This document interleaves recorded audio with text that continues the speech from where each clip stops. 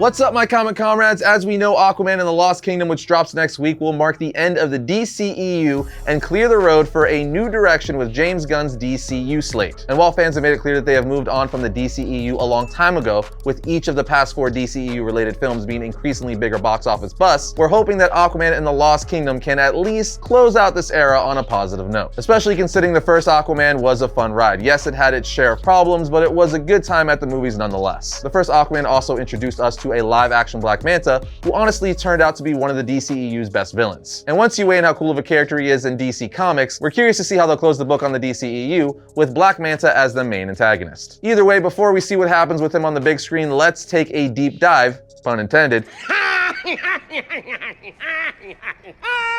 that's a good one.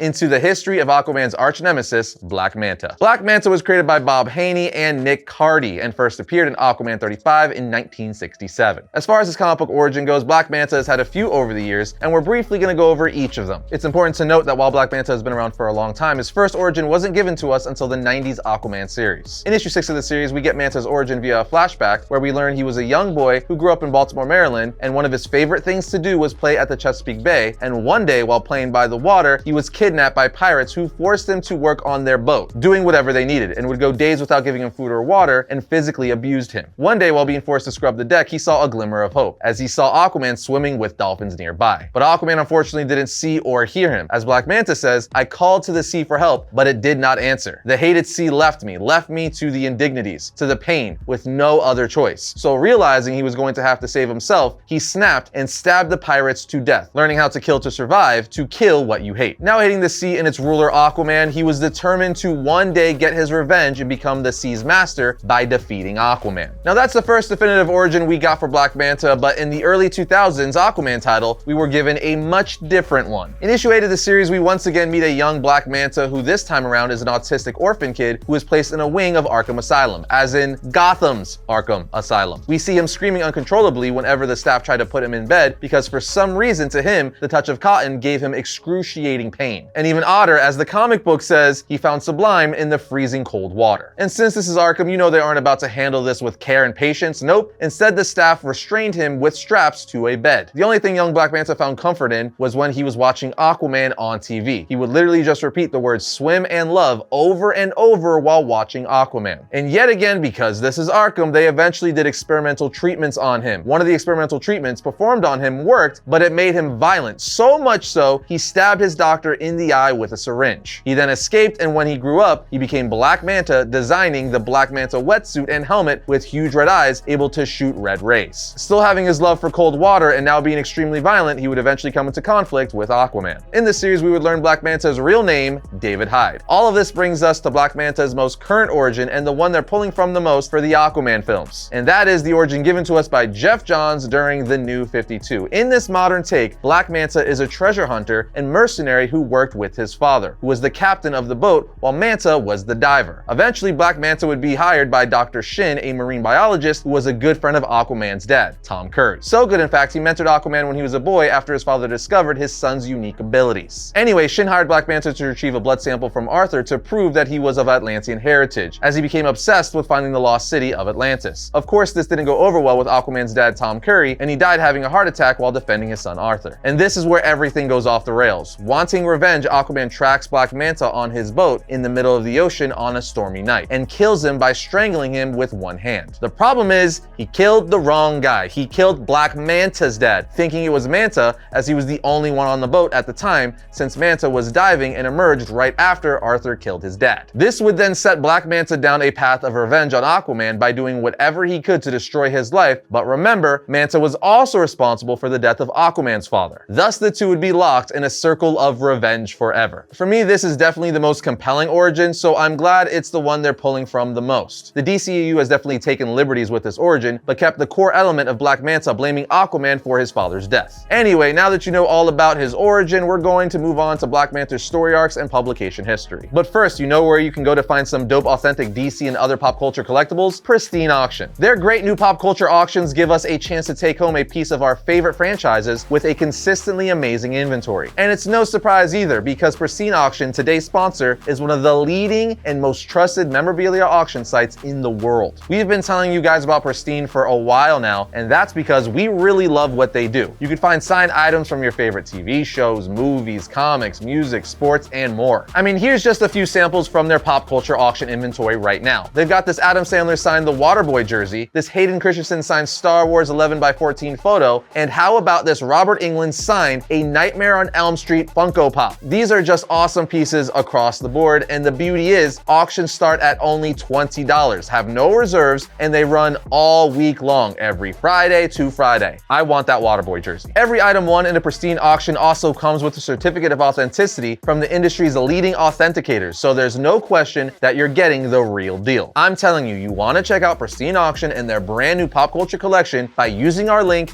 in the description. And when you use registration code VARIANT, you'll get $10 off your first order. Again, just click the link below. Okay, kicking off Black Manta story arcs, we have what is easily one of the best and most iconic Black Manta stories ever written, and that is Adventure Comics issue 452, and the story titled Aquaman vs. Aqualad. Essentially what's going down is Black Manta and his goons have taken control of Idealist City, capturing Aqualad and Aquaman. Once captured, Black Manta reveals to Aquaman that he's behind all of this, saying once Aquaman is defeated, he will be the ruler of the Undersea Kingdoms, literally telling Aquaman, I alone shall rule. In fact, I had even intended to make the city's occupants my army. But alas, they have as much fight in them as a pail of sun-soaked shrimp. Now, as an extra FU to Aquaman, we learned that Black Manta also captured Aqua Baby and is keeping Aquaman's son in a globe filling with air, telling Aquaman the globe in which your whimpering offspring is encased in is slowly filling with air. And given his size, I should think 5 minutes sufficient time for him to suffocate. Of course, I'll be happy to press the button to replenish the water as soon as one of you lies dead on the arena floor. You see, he basically told Aquaman that him and Aqualad have to fight to the death, with one of them dying or he will suffocate Aquaman's baby. Seeing no other option, the two heroes reluctantly start fighting. During the fight, Aquaman realizes he can communicate to the octopus named Topo, which he does, telling him to break free and crush Black Manta's controller to Aqua Baby's tank. At this point, he throws his trident at the air-filled globe his son is in, then grabs him and swims away. But it's too late. Black Manta had already suffocated Aquaman's son. The issue then ends with Aquaman swimming off, saying, I'll find Black Manta myself, and when I do, there's not a power on this planet that can save him. Needless to say, this is a very dark story to tell, where DC quite literally killed off a baby. Some pretty dark stuff. This event actually wrecked Aquaman's entire family and marriage, but we'll touch on that a little bit more later. Anyway, this leaves Aquaman out for revenge. I'm very curious to see how they'll touch on this in the DCEU, as in Aquaman and the Lost Kingdom, they're introducing Arthur's son, so will they axe him at the end since they're ending the DCEU?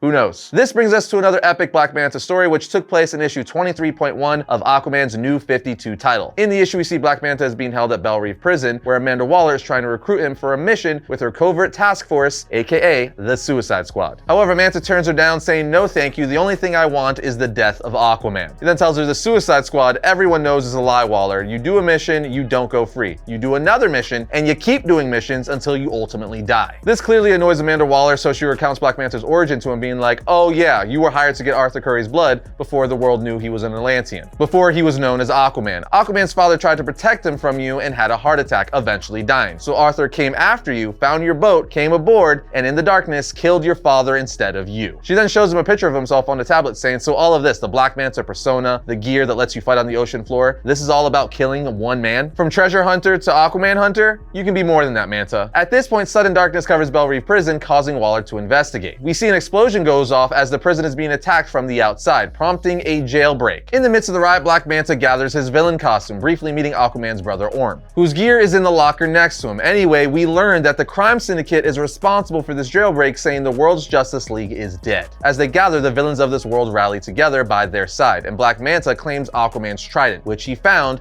at the villain meetup. You see, Aquaman is apparently dead at the hands of the crime syndicate, so Black Manta claims his trident as his own. At this point, the sun is about to rise, but if you know anything about Ultraman, he's the opposite of Superman. The sun is his kryptonite, and kryptonite is what powers him. So he flies into space to push the moon in front of the sun, blocking it, but this causes a bunch of seismic activity on Earth, which floods and washes away Black Manta's father's grave, forcing him to stare at his father's corpse as it washes away. Either way, with Aquaman dead, he sets his eyes on a new target, Ultraman, as his actions destroyed his father's grave. Next, we probably have the best battle between Aquaman and Black Manta, which took place in Aquaman Volume Volume 4 in issues 5 and 6. In the middle of issue 5, Aquaman addresses the United Nations, publicly wanting to be an ambassador. While he's giving a speech, a voice from the coast behind him says, "Hey, Mr. King of the Seas, I have a question, and I've been waiting a long time to ask. How's the wife and kid?" And we see it's Black Manta and his Tritonian soldiers by his side, ready to attack Aquaman. But let's just pause for a second and talk about the question he just asked Aquaman, asking him, "How's your wife and kid?" knowing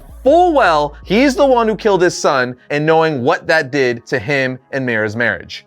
Insane. And that is one of the keys to making a good villain, making the audience hate the character. And a comment like that definitely makes me hate that character. Loathe entirely. Now this leads to a massive battle as Aquaman quickly jumps into the sea to start attacking Black Manta with the help of Martian Manhunter, who is there supporting him. But Black Manta quickly submerges in his ship and launches a missile destroying Mercy Reef, which is the resting place of Aquaman's son. That again, Black Manta killed. Then in issue 6, Aquaman mourns the resting place of his late son, asking himself, "Why do you hate me so much, Manta? Why do you have to take away everything that means anything to me? You killed my son. My wife left me because of that. And now this. There's so much gone, I can't even cry anymore. Not after this." This obviously leads Aquaman to go after Black Manta. Before he finds Black Manta, we get our first ever definitive origin of Black Manta, where the pirates kidnap him as a boy, which we went over earlier in Origins. But yes, this issue was a twofer, one of the best Black Manta Aquaman battles, and the issue that gives us Black Manta's first origin. Anyway, Aquaman eventually finds Black Manta, rips open the hatch to his sub, and jumps inside as it's flooding. Black Manta then greets him with a blast from his eye beams, but Aquaman, enraged, just keeps walking towards him, saying, "They loved me. All you know is hatred for everyone and everything. You killed Arthur." Black Manta then shoots Aquaman, but he doesn't stop and knocks the gun out of his hand, grabs Black Manta by the neck and says, "I'm going to kill you. Mira left me because of you, because I didn't track you down and kill you." Manta then asks, "Are you sure that's why?" as he stabs Aquaman in the chest with the blade ejected from his helmet. This allows Manta the time he needs to flee, while Aquaman stays inside the sub feeling sorry for himself. But there you have it, several great Black Manta stories, but don't worry, we'll give you some more Black Manta reading recommendations later on. But now it's time to move on to powers and abilities. Black Manta has an immense arsenal of weapons, equipment, and vehicles, most of which he personally designed. He's also incredibly wealthy, amassing a small fortune from his time as a treasure hunter, and if Batman has taught us anything,